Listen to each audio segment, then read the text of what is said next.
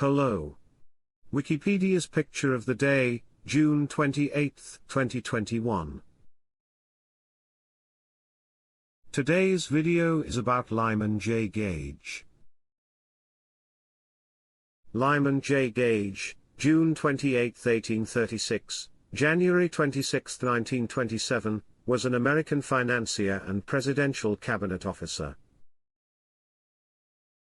From March 1897 until January 1902, he served as Secretary of the Treasury in the successive administrations of Presidents William McKinley and Theodore Roosevelt.